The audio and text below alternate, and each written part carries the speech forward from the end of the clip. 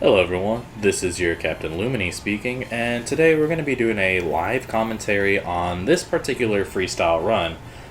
For this one, we are doing a more elemental hammer type of thing. The weapon, of course, is the Kjarr ice hammer. Granted, it's not fully augmented or upgraded, so you can still squeeze quite a lot of damage out of this.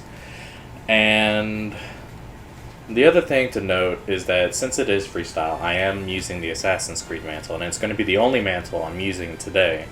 The reason for, A, your run speed's a lot higher, but more importantly to me,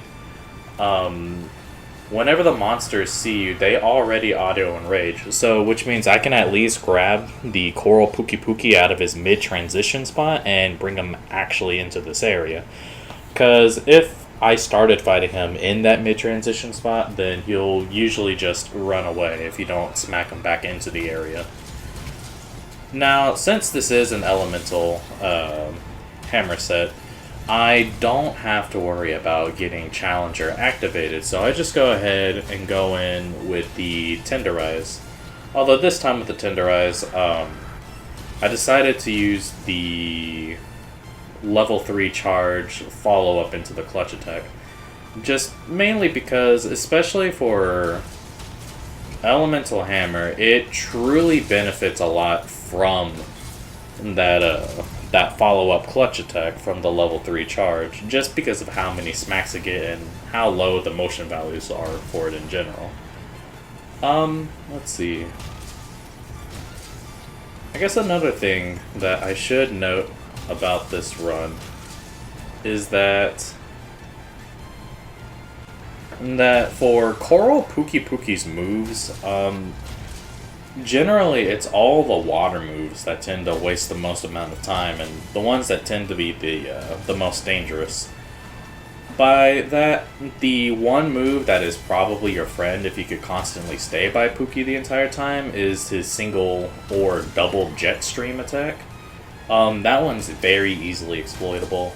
The other moves, however, whenever he gets a full mouth of water, that tend to be pretty dangerous, or when he starts spitting out the little individual pieces of water, mainly because the hitbox on those attacks lingers for quite a while. In fact, as long as there is still water splashing from that attack, you're still going to get hurt, so it's not exactly something that's easily iframed.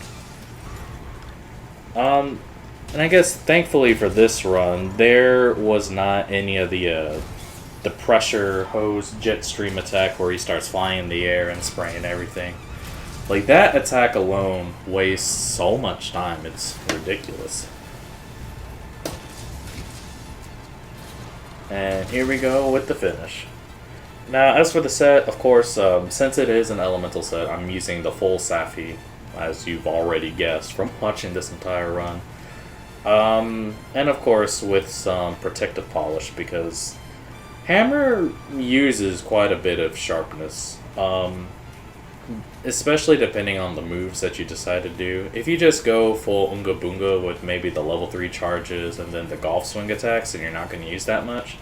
However, if you end up using a lot of the clutch follow-ups, especially the level 3 clutch follow-ups, then you'll typically find yourself running out of sharpness real quick.